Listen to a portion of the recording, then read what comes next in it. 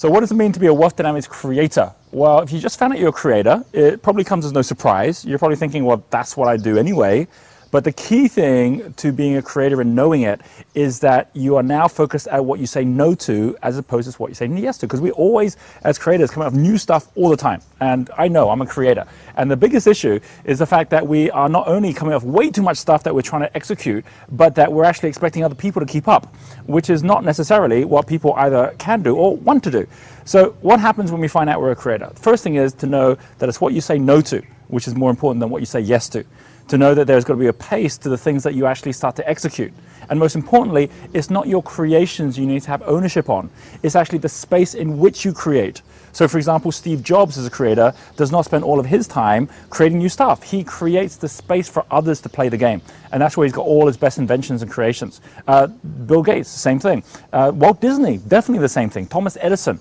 These are people who says, I'm not going to spend time on the back end. I'll get other people to do that. Frankly, I'm not even that good at leading people. I can be a visionary. I can inspire them. But the day-to-day management is something which doesn't come naturally. So I have other people to do that. And as a result, what happens is you start building the right team around you. A creator, number one, must make sure you find yourself a supporter. A supporter is someone who's going to be excellent at being able to lead your team, far better than you can.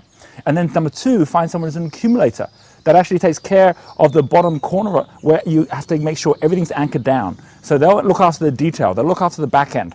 That's in the most simplistic form, but of course, as you start creating new enterprises, the most important thing is to know what it is you stand for.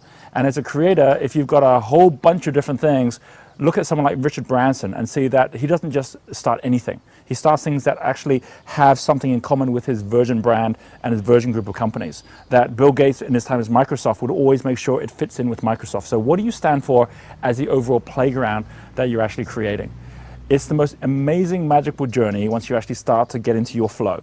And once you actually start to let go of the other parts. Not by abdicating, but by delegating. And most importantly, by letting other people have parts of your pie. I mean, don't worry about how you have to own all the pie, because at the end of the day, if you own the bakery, then you can have as many pies as you want and just keep on creating new pies. That's what Richard Branson's done. That's what someone like Thomas Edison's done. So that's what someone like Steve Jobs has done, and that's what you'll be doing as well. I have been speaking at the level of the enterprise prism when I've been sharing this. And if you find yourself in a place where you're so far stretched with your time and money because your creation's already taking you there, then take a couple of steps back in the wealth spectrum first and start to take advice from the right level that will actually work for a creator. And truly enjoy the journey.